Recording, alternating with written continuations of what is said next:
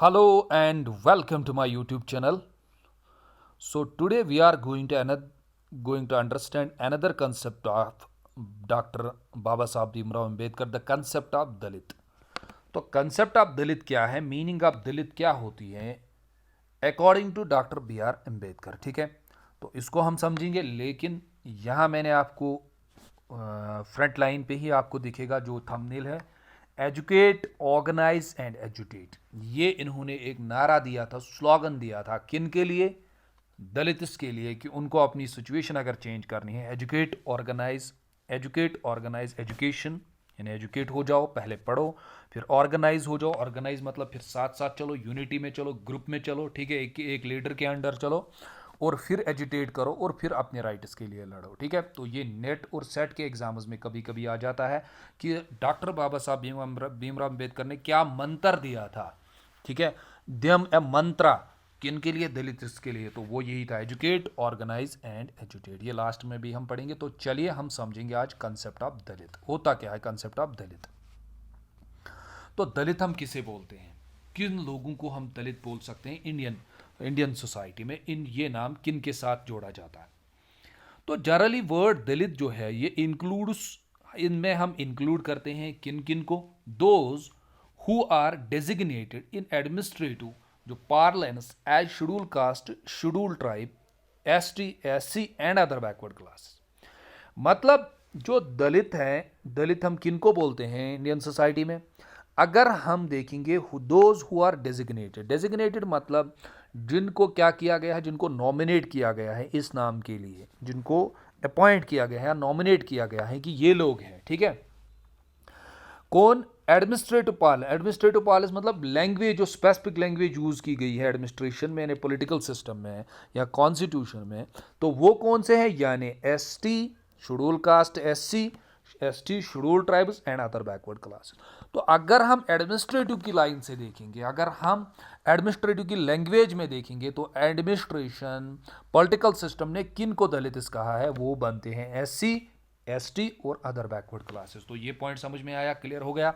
However, लेकिन in common political discourse, जो हमारा पॉलिटिकल डिस्कोर्स है, पॉलिटिकल डिस्कोर्स मतलब पॉलिटिकल फिलॉसफी जो है, पॉलिटिकल थॉट जो है, या पॉलिटिकल जो पॉलिटिकल सिस्टम है, या पॉलिटिकल लैंग्वेज में किन को बोलते हैं? The term Dalit is so far mainly referred, इनको बोला जाता है किसके लिए? टू शेड्यूल कास्ट, यानी खाली शेड्यूल कास्ट के लिए।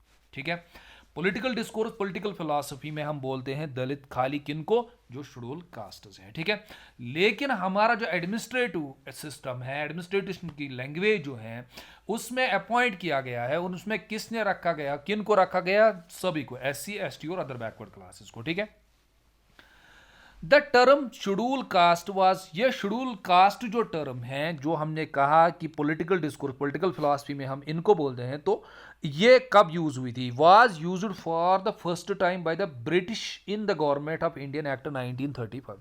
तो शेड्यूल कास्ट पहली बार किसने यूज की थी? ब्रिटिशर्स ने यूज की थी, जो उनका British government of Indian act 1935 था।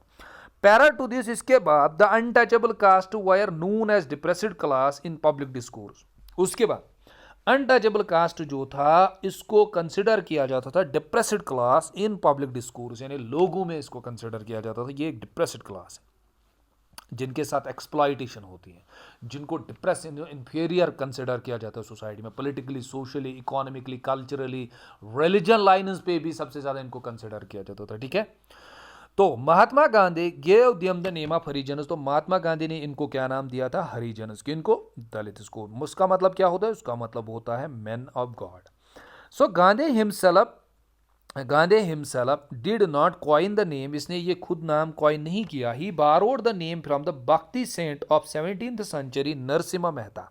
तो नरसिम्हा मेहता से एक सेंट थे, ठीक है, इनसे इसने ये नाम लिया, जिनको हम फर्स्ट इंडियन पोइट भी बोलते हैं। ठीक है, पोइट ऑफ इंडियन सेंट, ये गुजरात के थे, तो इन्होंने इसी से ये नाम लिया था। चलिए, so traditionally according to the Hindu code of conduct that untouchables were placed at the bottom of hierarchy. तो अगर हम हिंदू कोड ऑफ कंडक्ट के लाइट में देखेंगे, तो पहले ब्राह्मण्स है वहां, दूसरे नंबर पे क्षत्रियास, तीसरे पे वैश्य, फोर्थ पे शूद्रास, तो बॉटम पे जो लाइन है वो अनटचेबल्स के लिए। बॉटम मतलब सबसे नीचे। ठीक है, तो हायरार्की इसी को हम बोलते हैं, जब हम हायरार्की के लिए पहले एक नंबर देंगे, फिर दूसरे को दूसरा, तीसरे पे फिर चौथा, फिर फिफ्थ, फिर सिक्स्थ, फिर सेवंथ, हायरार्की के लिए हम इनको डिवाइड करते हैं। And had different names in different parts of the country, और इनके डिफरेंट नाम है डिफरेंट स्टेट्स, यानी different parts of the country, India में इनके डिफरेंट नाम है। दे वेयर कॉल्ड, इनको क्या कहा जाता है, कभी इनको क्या कहा जाता है, किसी स्टेट में इनको शूद्राज कहा जाता है, किसी स्टेट में इनको अति शूद्राज कहा जाता है, किसी स्टेट में इनको चंडालस कहा जाता है, अति यजनाज, परिहास, डीराज, पंचमास, अरवनाज, ठीक है, नम शूद्राज, अस्फर्थाज, एटसेट्रा। तो डिफरेंट नाम से इनके, अनटचेबल्स के डिफरेंट नाम है, कंट्री में डिफरेंट नाम है इनके, दलित्स के डिफरेंट स्टेट्स में डिफरेंट नाम है इनके, ठीक है। तो हिंदू कोड ऑफ कंडक्ट के मुताबिक जो सबसे नीचे रहते हैं, जो लेडर में सबसे नीचे आते हैं, तो उन्हीं को हम क्या बोलते हैं, जिनको हम क्या बोलते हैं, जिनको हम अनटचेबल्स बोलते हैं, जो हायरार्की में सबसे नीचे आते हैं, तो इन्हीं को हम देवर कॉल्ड, इनके डिफरेंट नाम भी हैं, ठीक है। तो इन्हीं को हम दलित्स भी कहते हैं, यानी रिलीजन ने इनका अलग नाम रखा है। चलिए यहां पे आ जाइए। So the word Dalit is common. अब ये जो वर्ड है सर, ये कॉमन किस लैंग्वेज में है, तो कॉमन यूजेज इन मराठी लैंग्वेज और हिंदी लैंग्वेज में ये कॉमन है सबसे ज्यादा। वर्ड दलित मतलब सबसे ज्यादा कहां यूज किया था, मराठी और Hindi language. Gujarati and many other languages meaning the poor, तो गुजराती और बहुत सारे लैंग्वेजेस में इसका मतलब होता है poor and oppressed person. Oppressed का मतलब होता है जिसपे जुल्म हो रहा है, पॉलिटिकली, सोशली, इकोनॉमिकली, रिलीजियसली इन पे जुल्म हो रहा है, तो उनको बोलते हैं ऑप्रेस्ड पर्सन। तो जो शाह है सोशोलॉजिस्ट, इन्होंने क्या कहा, इन्होंने कहा Dalit includes all those oppressed and exploited sections of society. Dalit वो सब लोग हैं जिनको सोसाइटी में ऑप्रेस्ड हैं, ऑप्रेस्ड मतलब जिनके ऊपर ऑपरेशन हो रहा है, जिनको ऑप्रेस किया जाता है, और एक्सप्लॉइटेड सेक्शंस ऑफ, जिनको एक्सप्लॉइट करती है बाकी सेक्शंस ऑफ सोसाइटी, उनको एक्सप्लॉइट करती हैं, तो इन्हीं को हम क्या बोलते हैं, उनको हम दलित बोलते हैं। ये किसकी डेफिनेशन है, शाह की definition. It does not confine itself merely to an economic exploitation in terms of appropriation of surplus। इसका मतलब ये नहीं है इनमें सारी खाली इकोनॉमिक एक्सप्लॉइटेशन होती है, यानी इनका जो सरप्लस है, इनका जो काम है, ये जो काम करते हैं उसका जो सरप्लस वैल्यू है वो कौन खाते हैं, वो हायर कास्ट वाले खाते हैं। नहीं, इनका इसका ये मतलब नहीं है खाली economic. It also relates to the suppression of culture. इन लोगों को कल्चरली सप्रेस किया जाता है, मतलब वही कल्चर किसको हम बोलते हैं सोशियोलॉजी में, कल्चरल मतलब कल्चर मतलब जो ईवी टेलर की डेफिनेशन है, विच इंक्लूड्स ऑल, जिसमें norms, values, folkways, morals, customs, traditions, beliefs, सब कुछ आता है, material as well as non material, मतलब इकोनॉमिकली भी, पॉलिटिकली भी, सोशली भी, कल्चरली भी, ठीक है। Way of life and value system, यानी सब कुछ इनमें इनको कल्चरली भी एक्सप्लॉइट किया जाता है, एंड मोर इंपॉर्टेंटली दैट और उनके साथ इनकी डिग्निटी जो है वो इनको रेस्पेक्ट नहीं दिया जाता है सोसाइटी में, ये चीज़ एक्सेप्ट ही नहीं की जाती है, ठीक है। जिसको हम बोलते हैं ना रेफर्स टू, मतलब आज समथिंग, जब आप कुछ चीज़ को एक्सेप्ट नहीं करते, इनको डिग्निटी, इनको रेस्पेक्ट नहीं मिलता। It has essentially emerged as a political category. अब आगे दूर दूर आगे ये एक पॉलिटिकल कैटेगरी सबमर्ज हो रही है, एसेंशियली इमर्ज हो रही है, एक पॉलिटिकल कैटेगरी, एक पॉलिटिकल सिस्टम इनका डेवलप, एक पॉलिटिकल कैटेगरी ये डेवलप हो रही है। For some it connotes an ideology for the fundamental change in the political, social structure and relationship. The word Dalit includes struggle for an egalitarian. तो ज़ेटलिन जो थे इन्होंने कहा दलित इंडिकेट्स का मतलब होता है स्ट्रगल फॉर, ये वो लोग हैं जो किसके लिए स्ट्रगल, जो किसके लिए जद्दोजहद करें, इगेलिटेरियन आर्डर। इगेलिटेरियन आर्डर का मतलब होता है ऑल आर इक्वल, सब लोग इक्वल हैं, no one is inferior, no one is superior, ठीक है, सब लोग जो हैं वो इक्वल हैं, उसको बोलते हैं इगेलिटेरियन ऑर्डर। आई बात समझिए, ज़ेटलिन ने कहा, ज़ेटलिन ने कहा दलित इंडिकेट स्ट्रगल, दलित का मतलब होता है वो लोग जो स्ट्रगल कर रहे हैं किसके लिए, इगेलिटेरियन ऑर्डर के लिए। अब देखो, Dalit is a by product of Ambedkar movement. जो दलित कंसेप्ट आया था ये बाई प्रोडक्ट बना, अम्बेडकर ने जो मूवमेंट स्टार्ट किया, and indicates political and social. इस अम्बेडकर ने जो एक मूवमेंट स्टार्ट किया था कि इनके अंदर जो लोअर कास्ट, जो बॉटम के लोग थे, उनके अंडर अवेयरनेस क्रिएट करना, पॉलिटिकली, सोशली, इकोनॉमिकली कि आप लोगों को एक्सप्लॉइट हो रहा है, आप लोग एजुकेशन हासिल कीजिए, आप लोग ऑर्गेनाइज कीजिए, एजुटेट, अपने राइट्स के लिए लड़िए।